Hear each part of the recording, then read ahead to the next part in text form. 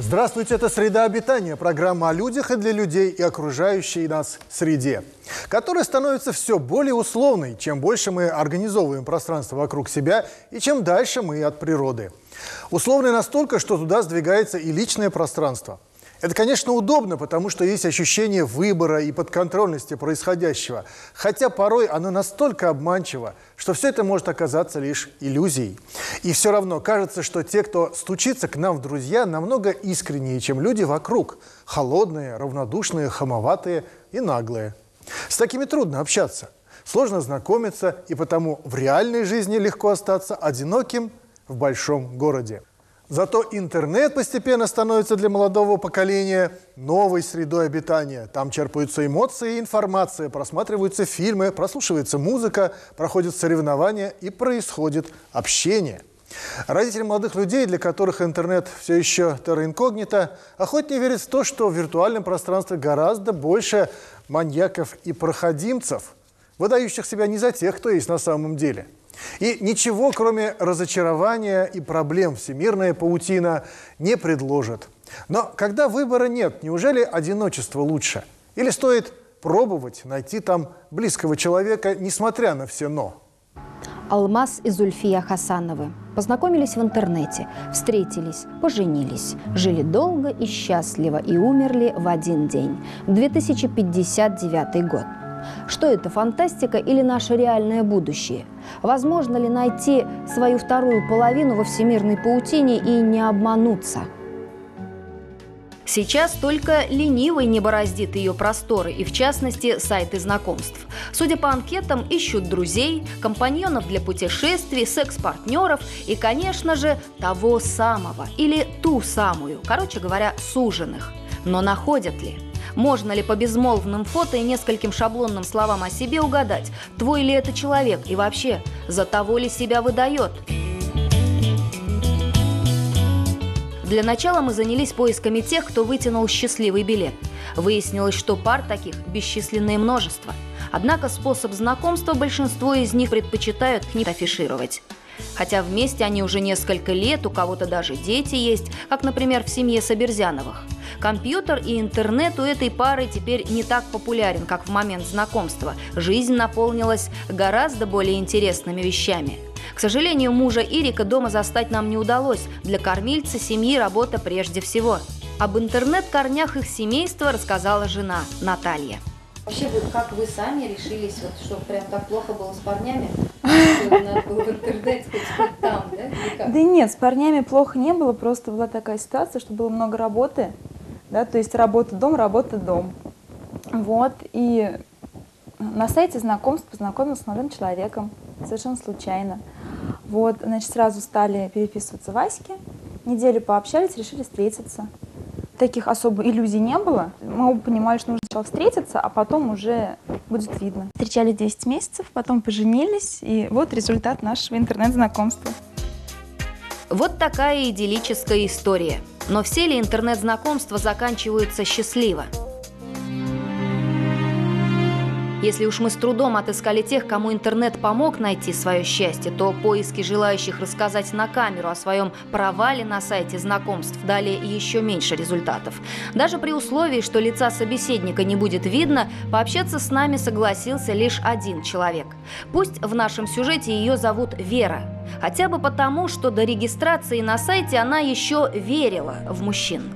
Комплименты, предложения встретиться, съездить вместе на курорт просто посыпались на обалдевшую от такого внимания девушку. Очень много было предложений, так как зарегистрировалась. Очень много предложений интимного характера. Они у меня сразу, конечно, отметались, я их даже не рассматривала как вариант. Очень много женатых людей. Регистрация же на иностранном сайте и вовсе вызвала истерический смех у Веры. Вера которой таяла с каждым днем. Заморские кавалеры оказались не лыком шиты. Некоторые как можно быстрее хотели приехать и увидеть ее наяву. Кто-то уже планировал их совместную семейную жизнь. То мама заболела, то на работе проблемы, то с паспортом какие-то, оказывается, у него проблемы. В итоге через какое-то время он мне пишет, что вот если бы ты мне выслала $500, я бы тут же приехала без разговоров, то есть не было бы никаких проблем в нашей встрече. Ей хватило здравого смысла не идти на поводу такого рода кадров. Вопрос: так неужели интернет-знакомство со счастливым концом – это крайне редкое явление? Мы решили убедиться в этом сами экспериментальным путем. Доброволец – сотрудница нашей телекомпании Лилия. Для эксперимента регистрируем ее на одном из сайтов. Цель знакомства указываем серьезную – создание семьи и рождение детей. Сообщения с разными предложениями начинают приходить через 2 минуты после регистрации. Казусы тоже начинаются довольно скоро. Александр, 30 лет, Москва. Давай познакомимся. Я Александр, живу в Австрии. Это же я уже видела. Да, одинаковые тексты. Лишь разница 10 лет. Александр 30, Саша 40. Через некоторое время один из двойников удаляет свою страничку с сайта. Знакомство, как говорят, закончилось, не успев завязаться. Тем временем в течение 2 дней среди множества поклонников выявляются 2 особо настойчивых. В отличие от других, добиваются от Лилии номера телефона, а затем и встречи без хамства, но упорно. Один лица своего при этом не скрывает, другой просто мистер Икс. Ни фото, ни малейшей информации о себе. Пора начинать операцию по идентификации. Идем на первую встречу.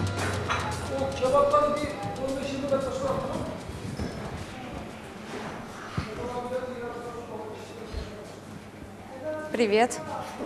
Привет, привет. Ты садись, что ты?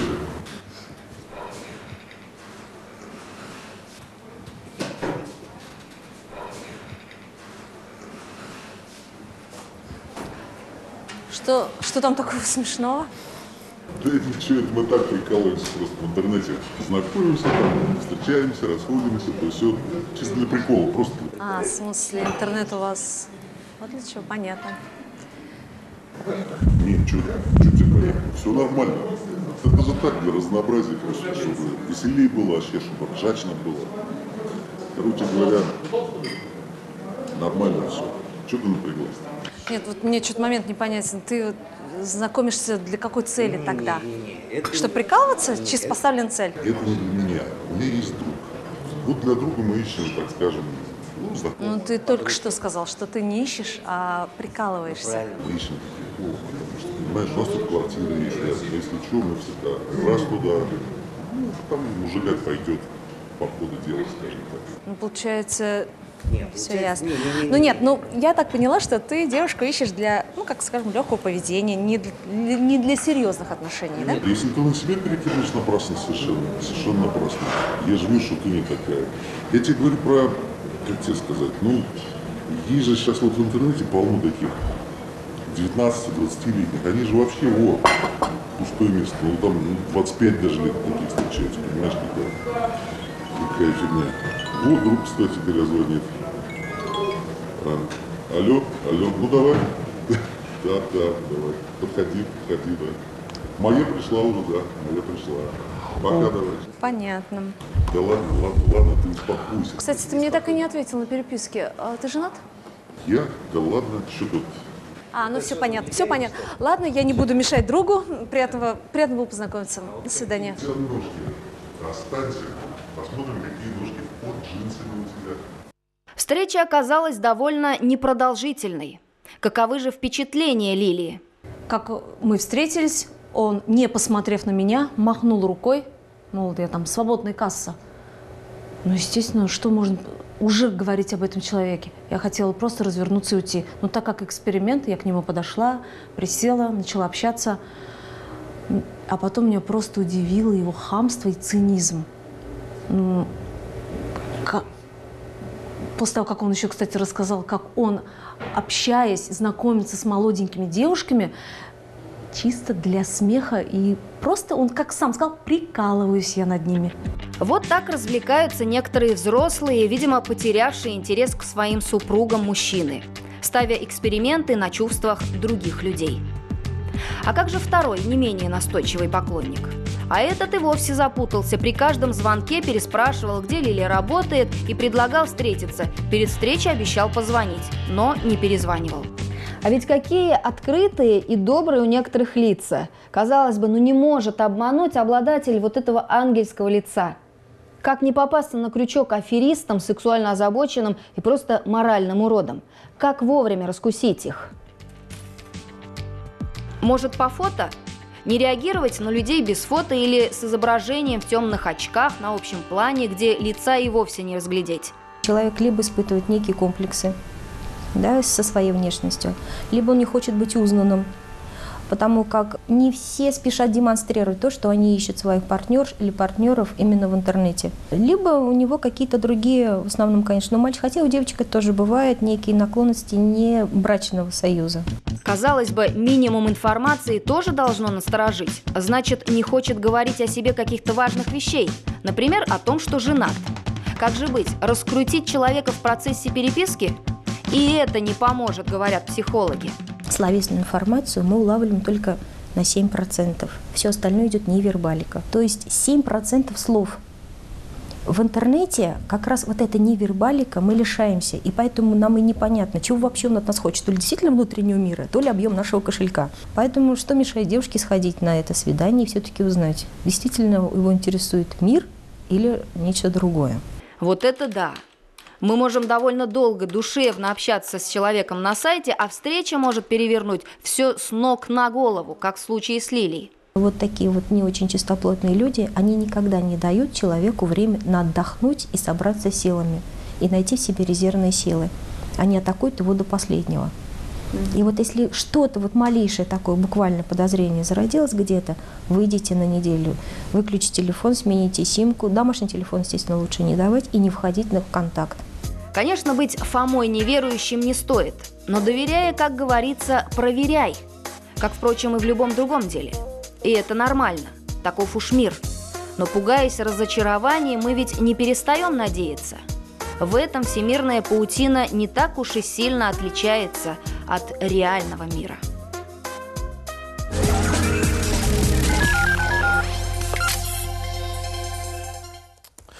Да, в мире уже миллионы пользователей интернета, да полмира фактически пользуются этим средством в той или иной степени. И это еще средство, с помощью которого сегодня можно вести бизнес, распространять информацию, покупать и продавать вещи и даже пристраивать домашних животных, например, которых по той или иной причине не получается содержать дома. Пользуйся мы этими возможностями чаще, будь ответственнее, быть может, не бегало бы так много бездомных животных по улицам. Но всех в хорошие руки даже через интернет не пристроишь. И приюты для животных по-прежнему нужны. Чем выше уровень цивилизации города, тем больше в нем животных, говорят некоторые ученые. Уже много лет городские службы ведут безнадежную войну с бездомными собаками. Но результатов не видно, потому что в этой войне победить невозможно. Только по официальным данным и только в Казани около 30 тысяч бездомных собак. На место отловленных приходят новые, и собачья популяция отвечает на отлов демографическим взрывом.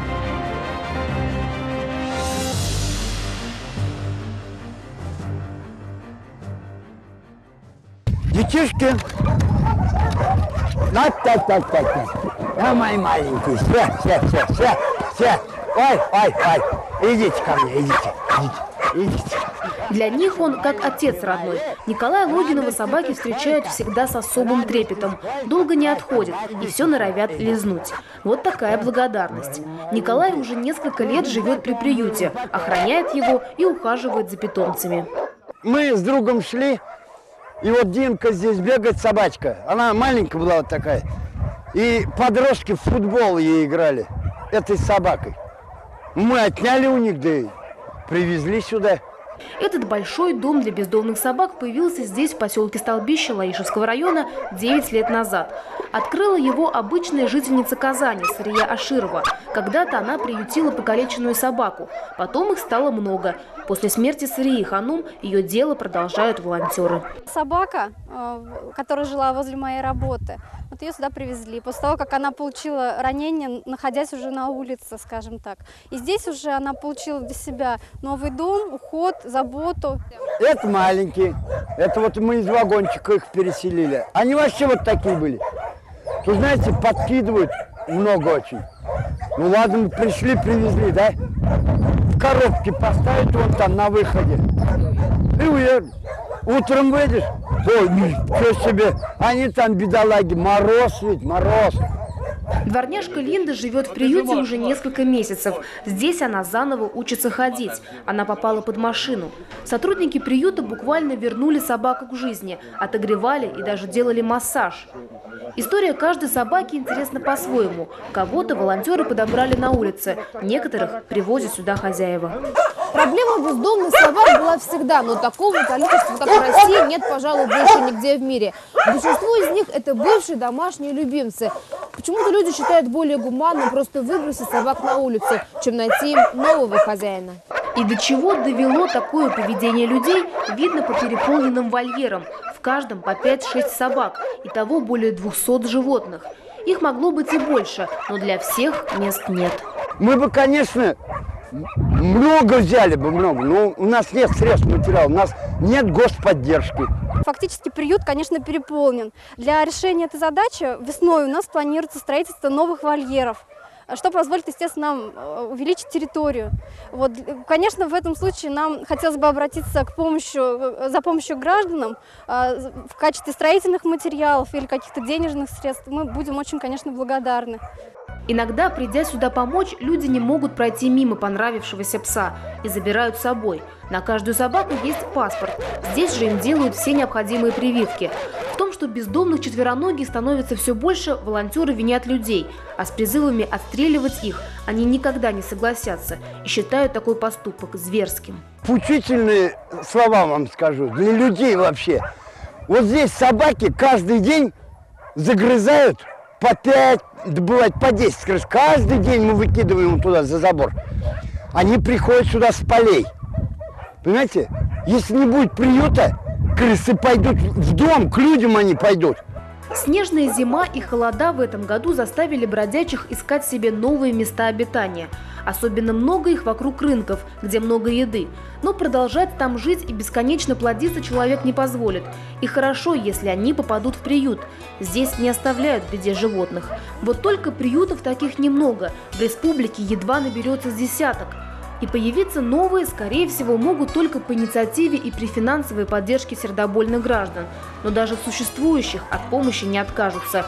Еда, медикаменты, теплые вещи, стройматериалы.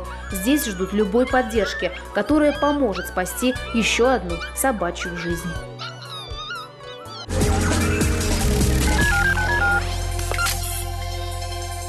То, что попадает в желудок современного человека, настолько многообразно, что никакой генетической памяти не хватит нашему мозгу понять, как к этому относиться. А как на такое смешение реагирует пищеварительная система? Или все равно? Не будучи специалистом, трудно это понять, но интуиция подсказывает, что если запил какое-нибудь экзотическое блюдо популярным напитком,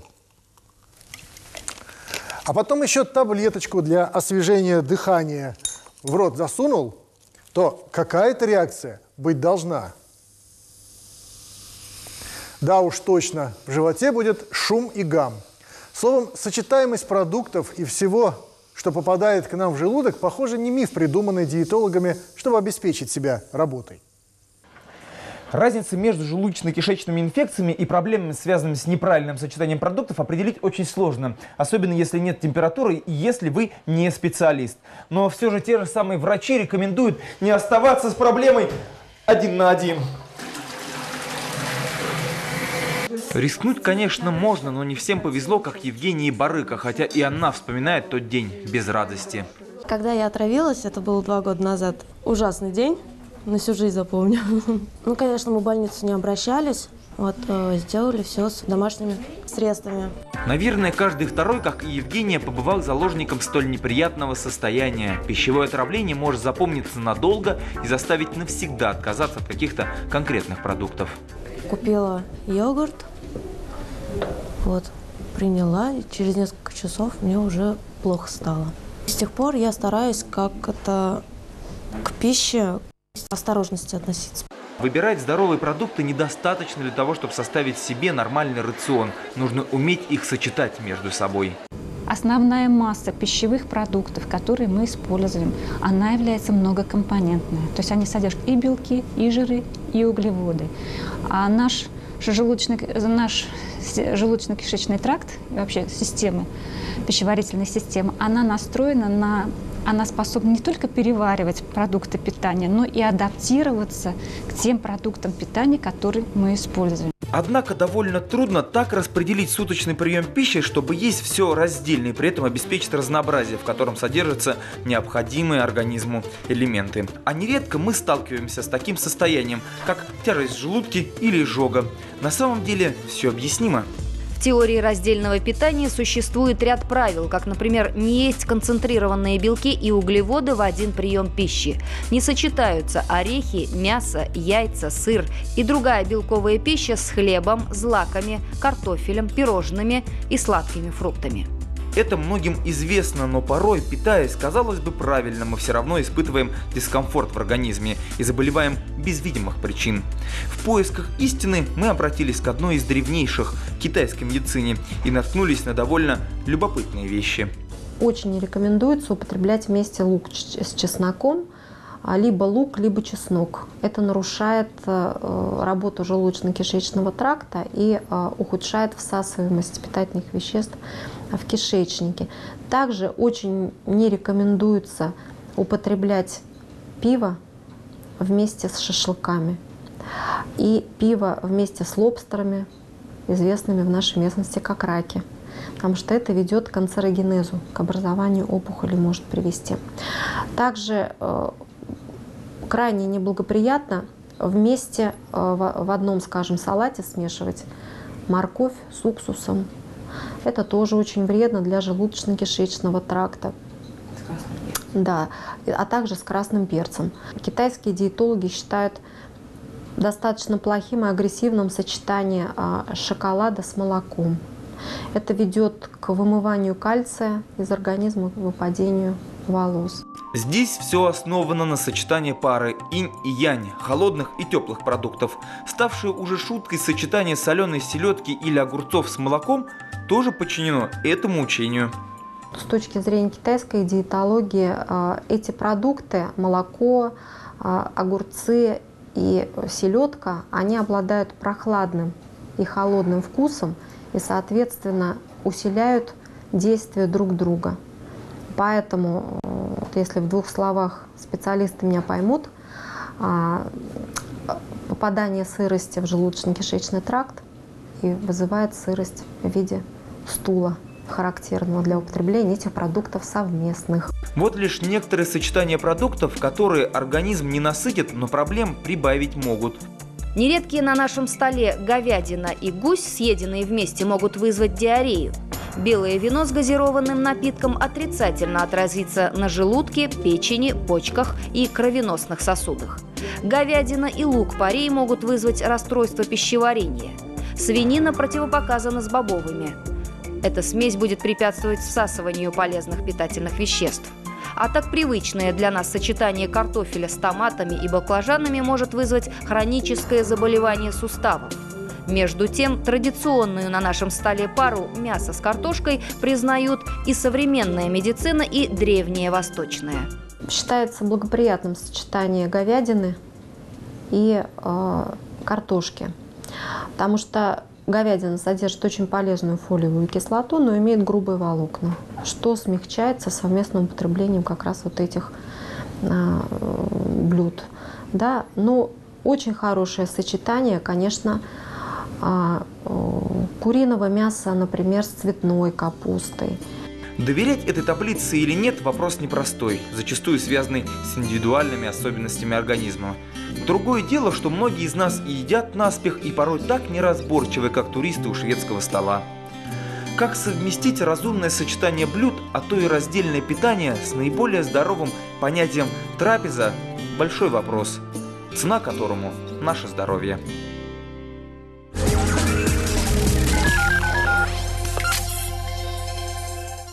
Люди делятся на тех, кто доверяет гороскопам, и на тех, кто им не доверяет. Но в биологические часы большинство все же верит. Понятно, что ночью хочется спать, есть определенные временные промежутки, когда хочется кушать. Говорят, даже существуют те, когда лучше всего лечить зубы или, допустим, заниматься творчеством. Но мы все делаем для того, чтобы сбивать с толку наш организм, чтобы он не мог нам подсказать, когда же эти часы наступают. То меняем часовые пояса, то меняем время вперед-назад на зимние, летние и так далее. Правда, с этим вопросом, кажется, уже решили. Но все же, когда же те самые часы наступают, когда лучше всего делать те или иные дела? Мы постараемся это выяснить и рассказать вам в следующих выпусках «Среды обитания». А сегодня у меня на этом все. До встречи.